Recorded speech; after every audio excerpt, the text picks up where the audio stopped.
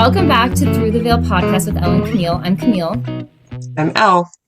And this is the podcast where we seek to demystify, develop, and celebrate our spiritual gifts all through a faith-based lens. And today we have Lark Galley with us. Hello.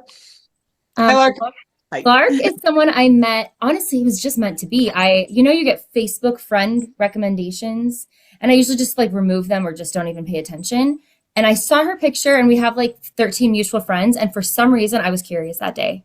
So I clicked on her to her profile, and I was like, oh, actually, I think I do want to know this person. Because her profile talked about, and all of our mutual friends are kind of in the same space of personal development, spirituality. And I looked at her profile, and she had a class about being intuitive with money and figuring out our money blocks. And I was like, that's fascinating. And I saw she was a coach. So I was like, well, I should probably actually get to know her. So I think I messaged you, and because I had read enough about you that I was like, wait, we have really similar stories. So I won't talk about why our stories are similar. I'll let her talk about that. But then later we found out that your parents are in my neighborhood, and I had already met your parents. Yeah. It's bizarre. They go to, they're in the same little area. It's crazy. So it was meant to be on many levels. But Lark, why don't you give us a quick introduction for yourself? Absolutely. So I am Lark Galley. I live downtown Salt Lake City. I have 4 children, married to my husband for many, many years. And, I was in the corporate world, and then I went off on my own, and I inherited my father's small trucking company, and I streamlined it. So I was working 1 hour a week and getting really bored. So I started doing business consulting, and, life is just lifing, and I'm happy and feel like I'm producing and doing things. And then about this time, 7 years ago, we're coming up on the 7-year anniversary, my 19-year-old son took his life. And that devastated our family. It was so hard. It was super hard because not only, is your child was there a death, but it was a death by suicide, which compounds everything 100 times. And it was really hard to find meaning in any of our lives in my family, and super hard. Yeah. We, Camille and I happen to, probably both of us, I can only really speak for myself here, but suicide is unfortunately what do they call it? A pandemic? It is a pandemic, yes. Yeah. And, it's increasingly common. We see it a lot. I tell people, if you haven't been impacted by suicide, you probably will be, because it's that pervasive in our world. And I think there's not just one cause for suicide. I think there's several things that contribute to it. Society, social media is a big factor. Right. The environment, the food we eat, the toxins we breathe. There's just so much.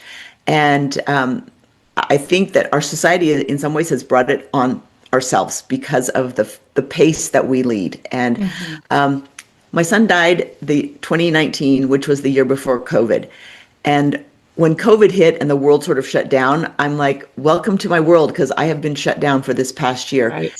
And I will tell you, I actually thought it was a blessing for the world to experience COVID, in the sense that they suddenly needed to understand what is most important, what matters most. Their lives had to slow down, and they needed to create relationships.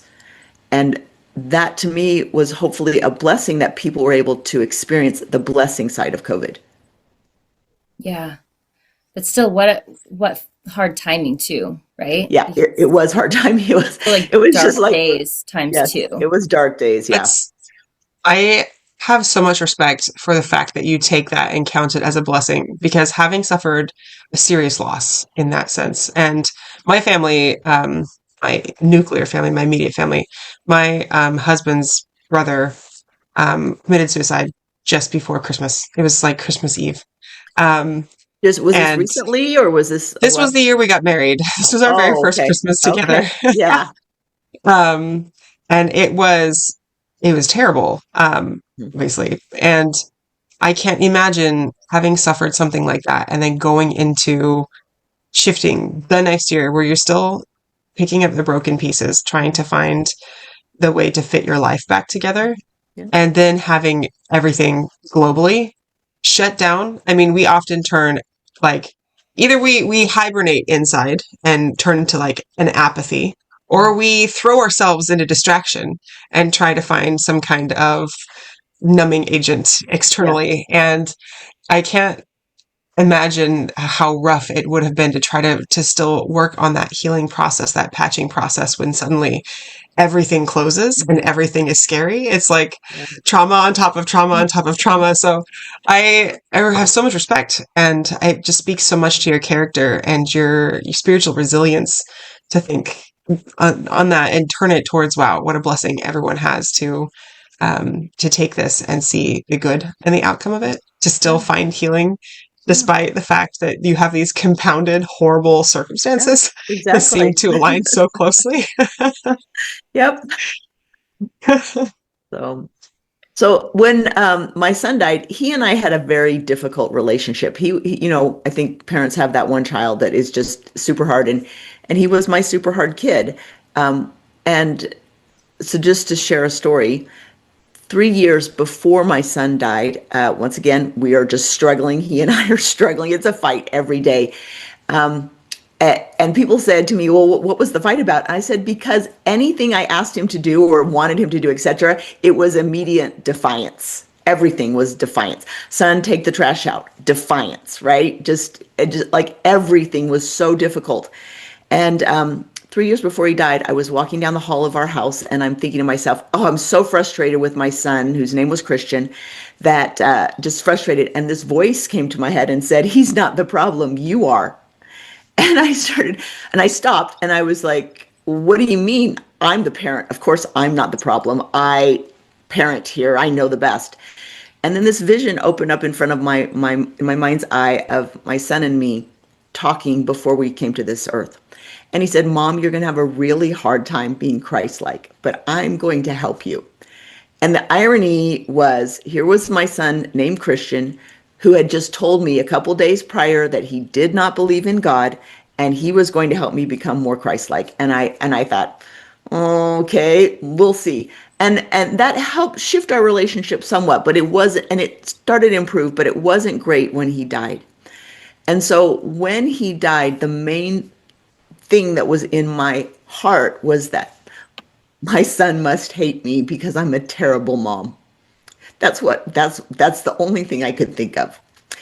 And within a week of his passing, I had 3 different people come to me and say, I have a message for you from your son. And I'm like, okay, I'll take any messages, right? Yeah. I didn't know that was really a thing.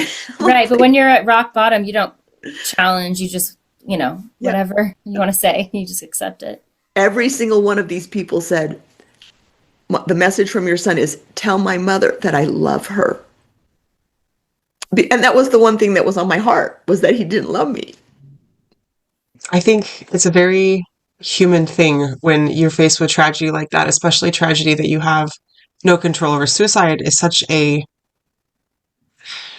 horrible, Mm-hmm. destructive thing because it leaves you in a place where you're like, you hold a lot of the guilt, Mm-hmm. right? You hold a lot of the, Yeah. it's my fault. It's my Mm-hmm. fault. Like Yeah. especially as a parent, I drove them to this. Why didn't I stop them? Why didn't I see them? Why didn't I, and that is a really, really hard place to work yourself out of once you've dug yourself into that Mm-hmm. hole, right?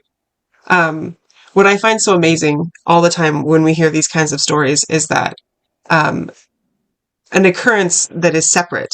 These people, whether they knew each other or not, they probably didn't know that they were each in their own time and place coming up to you and saying the same thing. Mm-hmm. And Right.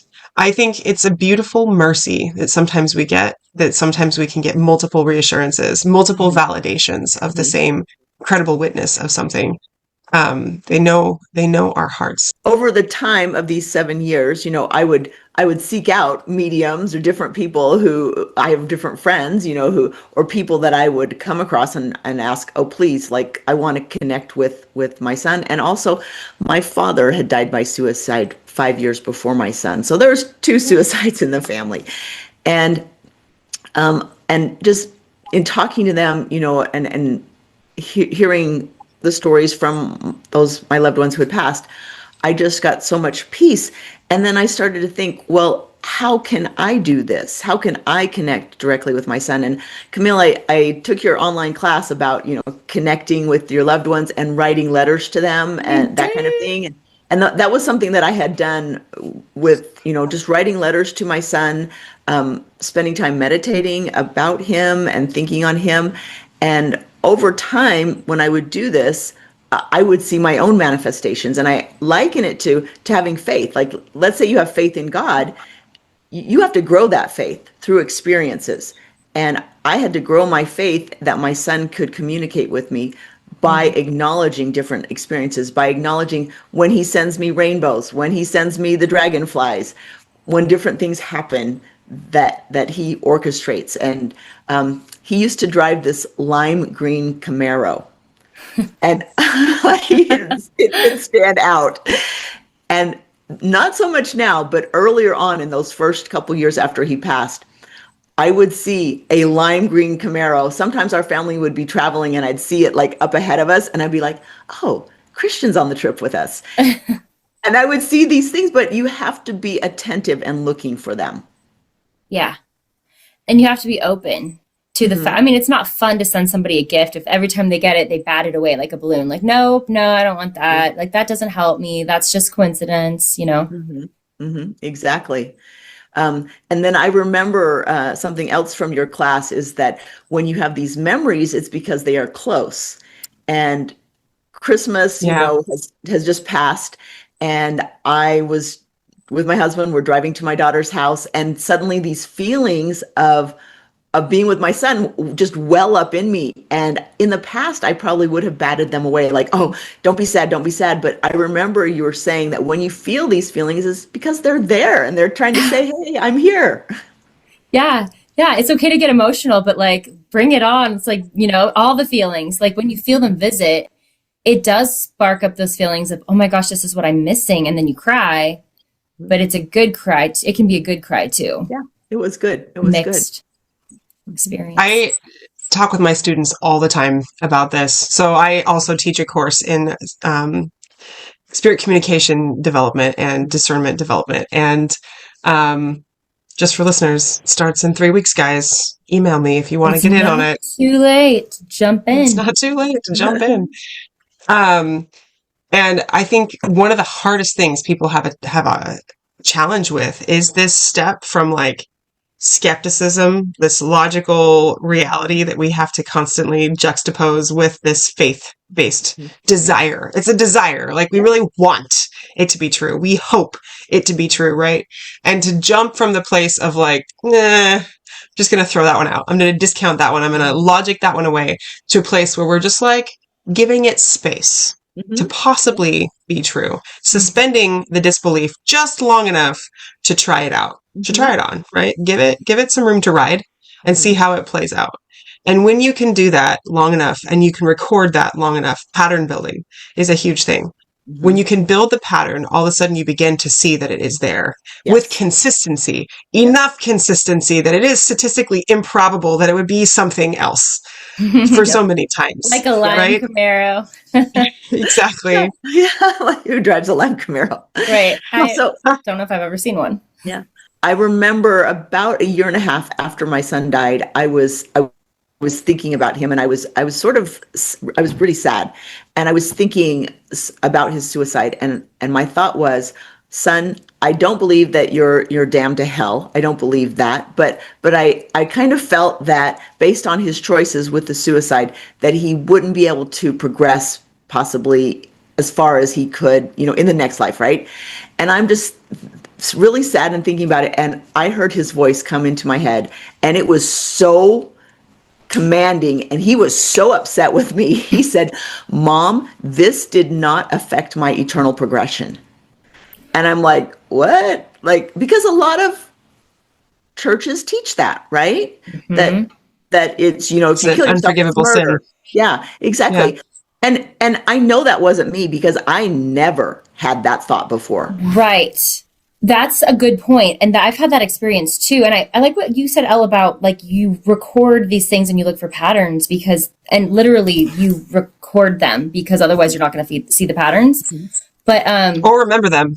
Side note, spiritual things are really hard to keep a hold of. They really, really are. Write them down. Like a fish. Yeah. Yeah. Yeah, you got to write them down. And sometimes I take it for granted because I'll feel my son regularly enough where I'm like satisfied. But then if a long enough time goes by, it's like, I've never felt him. And then if I write it down, it feels so like, it feels more concrete. Real, right? And comforting. It's concrete. But also what Lark said about, so you can tell, here's ways to tell if it's really them. So we look for patterns. Number 2, they say something that you would never think of. Like, this came out of left field for you. You were pretty firm in what your belief was. Yes. And he caught you off guard with something different. And that's beautiful.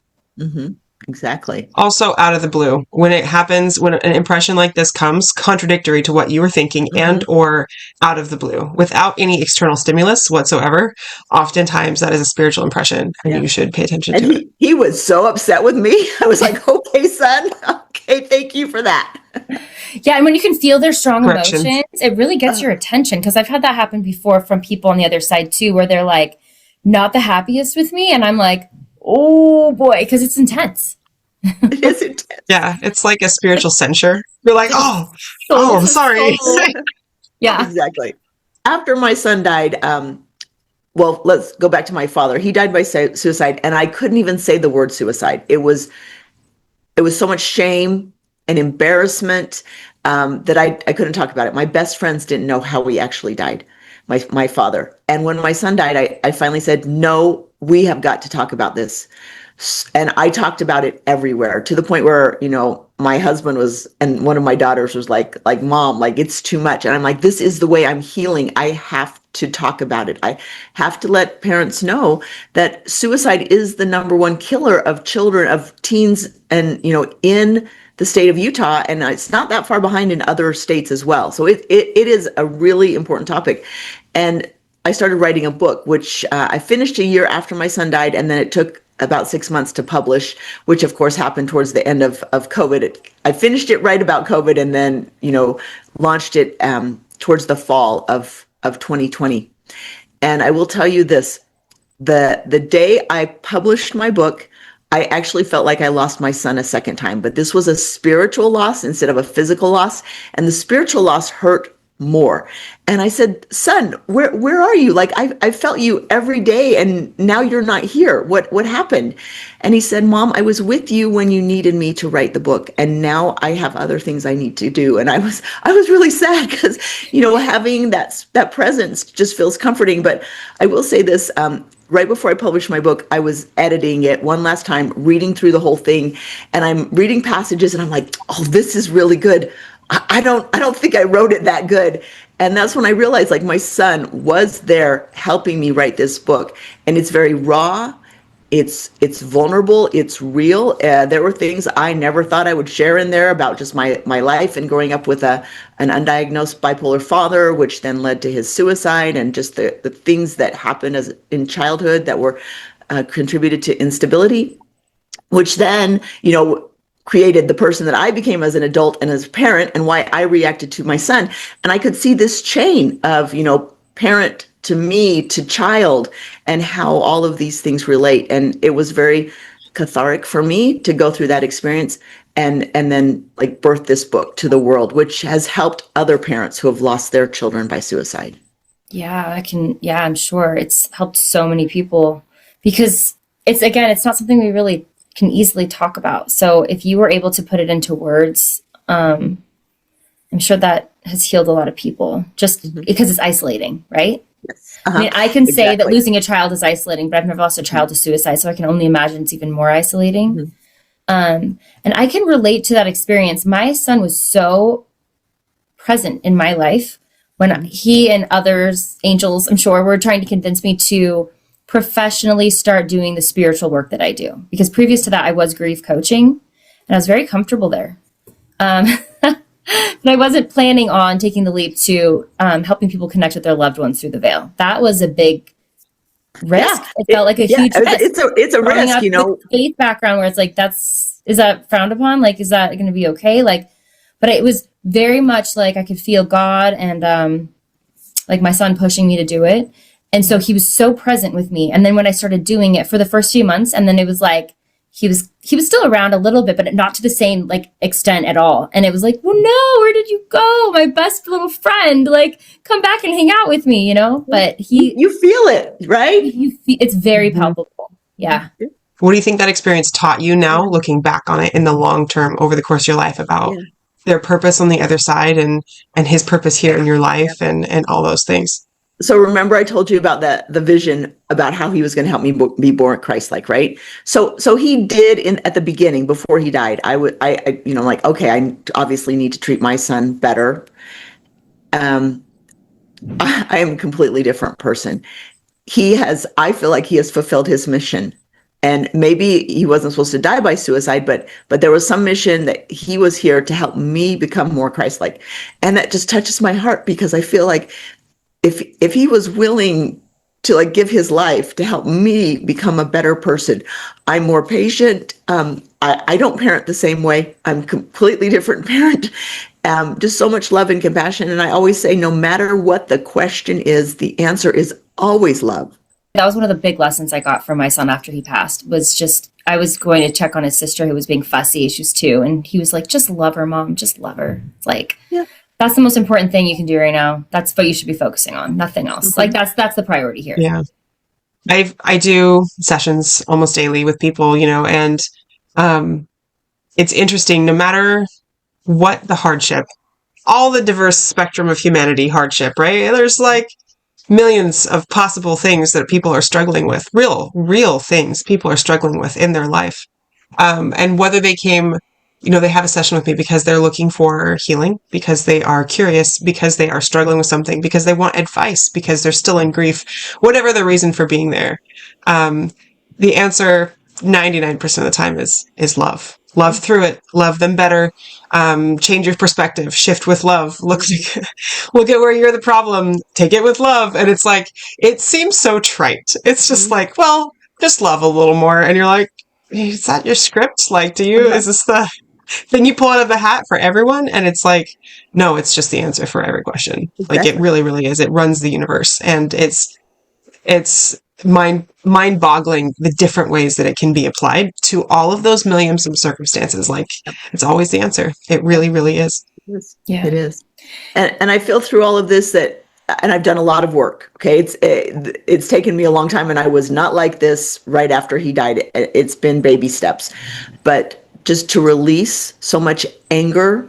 Right now in our world, we see so much anger. Everybody's got something they're screaming about. And I'm like, don't worry about that. Just like, let all that go, because it's not going to matter anyway. Just love, just like breathe through it and be kind.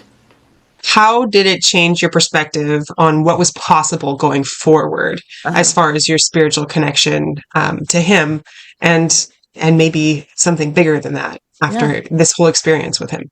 So I've always been an A-type personality, get your goals, do all the things. Like, we're here on earth. You only have one shot, like make it a big one. Right.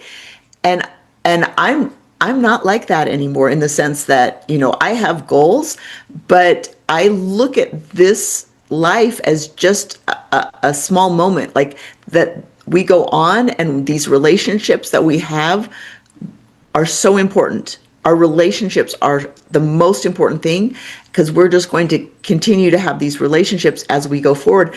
And my son and I are so close. I mean, for as far as apart as we were before he died, we are so close, and there's so much love that we have for each other. And I feel it. And I know that our relationship is not over. So many people lose a loved one and they think their relationship is over, and they don't even try to establish that. My husband's an example. I try to explain to him, hey, Christian was here, or Christian did this, or Christian told me this. And my husband's like, Lark, Christian's dead, like my wife's crazy. And I'm like, no, that doesn't matter. And I feel so bad for him, because he's missing out on this richness of this relationship that continues even after they have passed. Yeah, I think for some people it's just easier to close your heart off, because it's like if you feel that love, you feel the pain. So just numb out of all of it so we don't have to feel any of it, right? Mm-hmm. And I think that's where he is. My husband doesn't have the emotional capacity to allow that in. To hold both. Mm-hmm. It's a hard thing to hold two things in tension. I think, too, it's a really hard thing when we have questions that are unanswerable. We like things to be neat. We want all of it to fit in boxes, clearly delineated and labeled on the shelf, right? That's how we like to have our minds most of the time, if not our houses. Don't look at my house. It is not that way. But when we're approaching the unknown, whether it's an unknown in like even religion, or it's an unknown in something we're much more uncomfortable with, it can get scary. It can make us feel unfounded. It can make us feel ungrounded and like a little lost, a little confused. And no one wants to feel that way with things that they think that they have an idea of, right? And so it can be really uncomfortable. I had a conversation with a man once who had stalwart disagreements with me on these things. And we were of the same faith background, and he was like, I cannot believe that these two things can coincide side by side. I can't hold that in my worldview. I cannot believe that there is a spiritual world and a physical world. There has to just be one. And I was like, so scriptures? He was like, no, I can't hold both of those things at the same time. Mm-hmm. And I think sometimes we walk ourselves into that place, and it's just human discomfort. So many times it's because we're afraid. We just want to stay safe and stay where it feels more controlled. Yeah, comfortable. Mm-hmm. Well, I think about this, for a little while, I wouldn't talk about the things that I experienced with my son, because I'm like, that sounds a little crazy. Especially being, Christian, I thought, how does that fit in my religion? But then I thought, well, wait a minute, like all of this stuff about people who are believers, they see angels, they have spiritual experiences. Why does that invalidate me? And why can't it be that, yes, we can all have these spiritual experiences, and why aren't you having spiritual experience instead of looking at me and being the strange one, right? I'm so excited you said that. So excited you said that. So I'll say it, in front of people, and some people are uncomfortable, and I'm like, well, that's you being uncomfortable, but I'm comfortable with saying that I'm very connected to my son who is passed. Yeah. That's amazing. Camille and I just went to this retreat a couple weeks ago now, 2 weeks ago now. And we had some beautiful spiritual experiences with the women there. And I got home and I was telling my husband about some of these things. And he looked at me and he's like, I don't ever have experiences like that. And I was like, that got me thinking and that got him thinking. And then a couple days later, he was like, how can I have more experiences like that? And I was like, we should not be gatekeeping these. Just because my gifts may be one thing, you have gifts too. You have discernment also. You also have the capacity as a child of God to have these experiences, and we should all be seeking after them. We should. They are a given to us.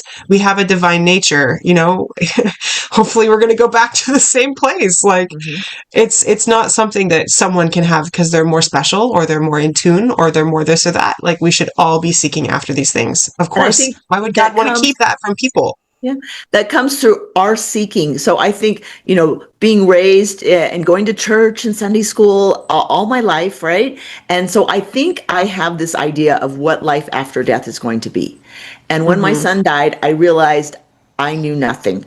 And then as I've started to study and get experiences and interact with other people, I realized that I know this much about what happens after this life.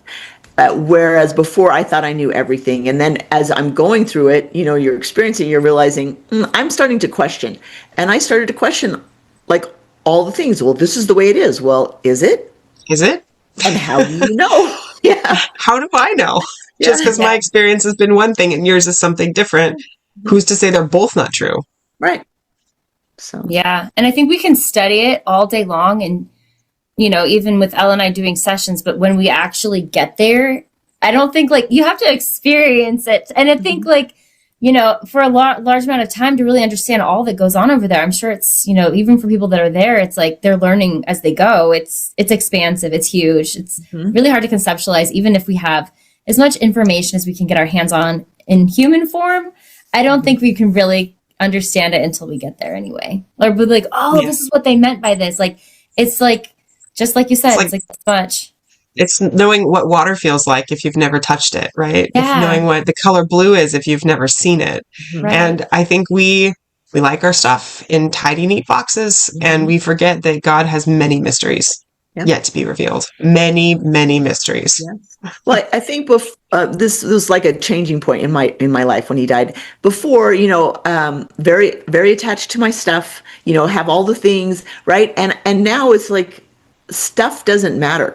It's nice to have a comfortable bed and a warm place, but as far as like stuff, it doesn't matter. And about a year and a half after my son died, we downsized and we got a smaller condo, and I got rid of a lot of stuff that I never thought I'd want to get rid of. And I'm just like, that doesn't matter to me anymore.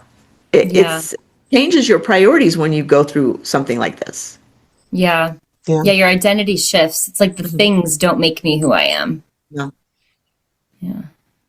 Like the more valuable thing is like the experience with your son. Like that's so much more valuable than any, Mhm. you know, Than anything, yeah. anything.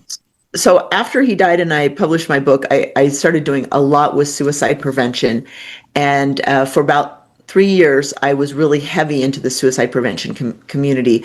I would go speak at schools. I was at the University of Utah where my son was a freshman in the mechanical engineering department, and just trying to find some value in this experience. And I was on this virtual webinar, this program with 160,000 viewers, and trying to do all the things, and I just really hit a wall.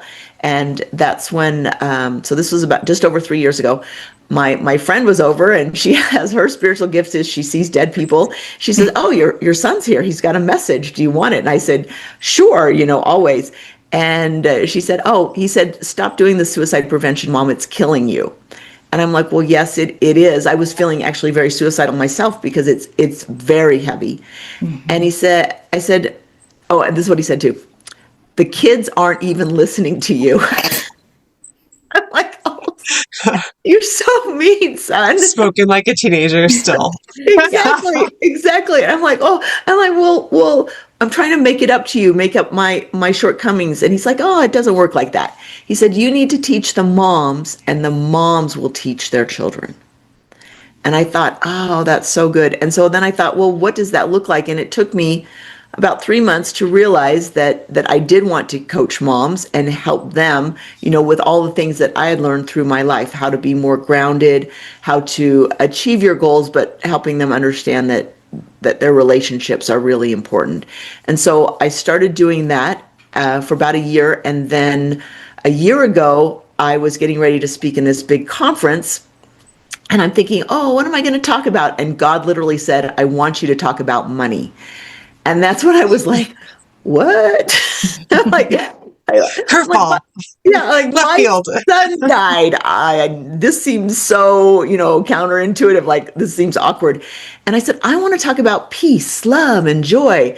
And God says, people can't get to peace, love, and joy if they can't feed their families and they can't keep a roof over their head.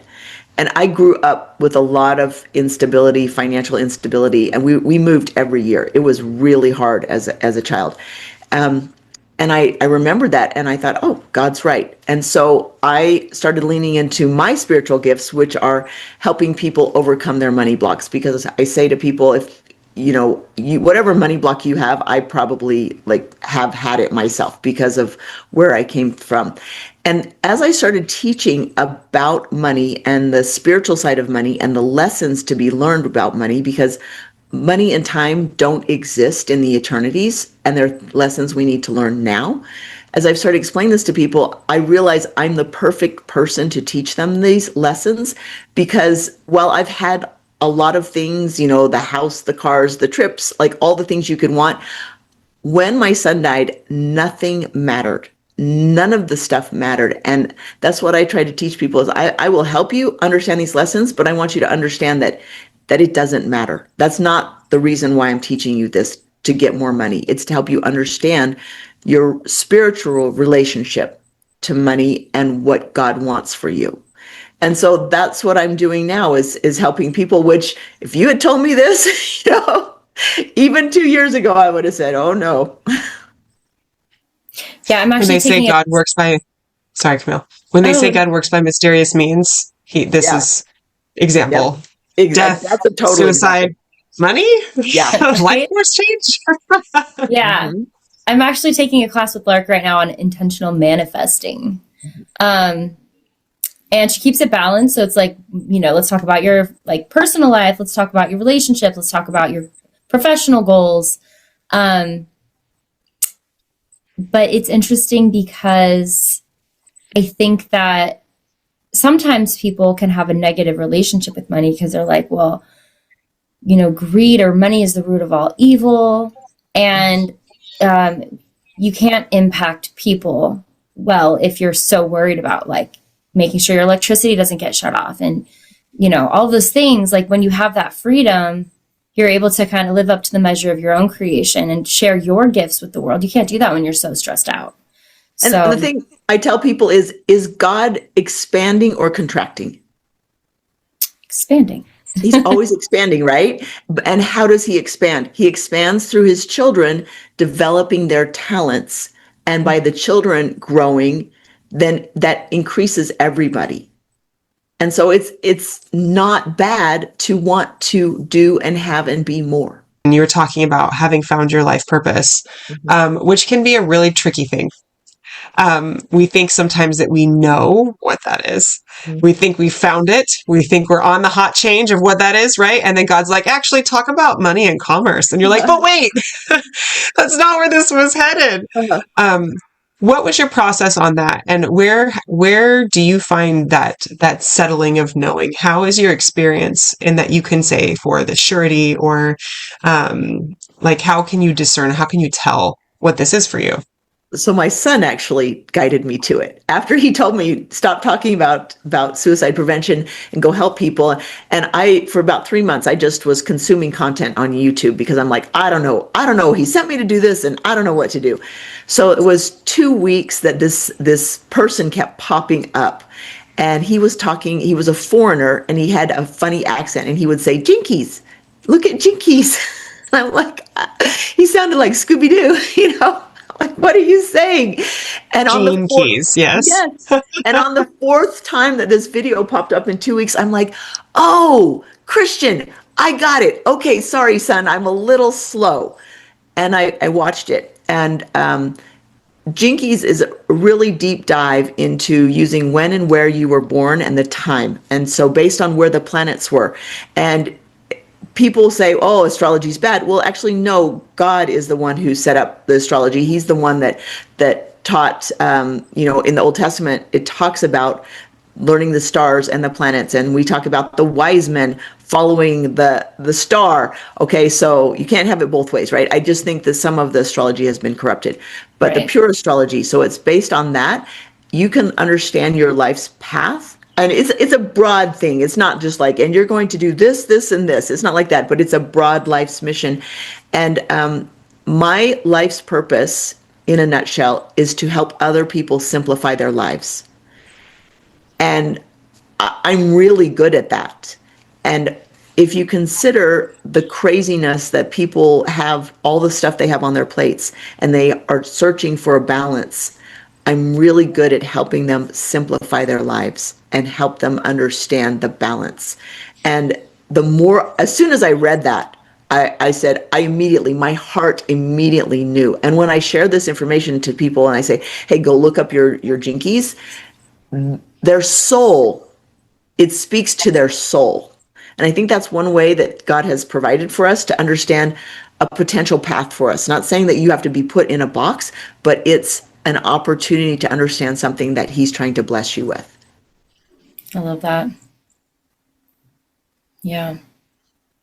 And we've had Dana on here talking a little bit about that too, who coincidentally got into it because of Bronwyn, who teaches with Lark in her class. So it's kind of funny how it's just a small world. That's all. Our world is connected, yeah. Yeah. Overlaps. Lark, thank you for a wonderful and enlightening conversation. I think that we've taken many really interesting directions. Tell us a little bit about how people can find you and what your offerings are currently. So you can find me, on my website at larkdeangalley.com. And you actually can take a free money block training to uncover your money blocks. Because like I said, I have developed that spiritual gift and allowed that, so I can help people understand what their money blocks are, so that they can then experience the prosperity in whatever way it is that they're wanting to experience that. So that's on my website. And then also my book, Learning to Breathe Again, Choosing to Heal After Losing a Loved One to Suicide, is on Amazon. It's ebook, it's a hard copy, and then I do have an Audible. I will say the Audible is the best because I put it out 2 years after the paperback. I had a little more experience, and after each chapter, I am interviewed by a clinical therapist, and I get to have everything dug into there for everybody Wow. to hear. Yeah, it's pretty good. Super vulnerable of you. That's so cool. Yeah. Thank Let's have you. a therapy session for the whole world. Yeah. Amazing. Well, I'm going to add that to my Audible list. Thank you for joining us again today, Clark. Thank you for sharing your experiences and to speaking out about all these really important topics. You can find Camille and I on our website, which is throughtheveilepodcast.com. You can find links to our personal websites, all the things that we're doing here. Please like, share, and subscribe. It helps the algorithm and helps put the word out there for people who need to find this message that we're putting out into the world. Yeah, thanks so much for being with us today. This was a really cool conversation. It's great. And I love talking about my son. So thank you. Oh, yeah.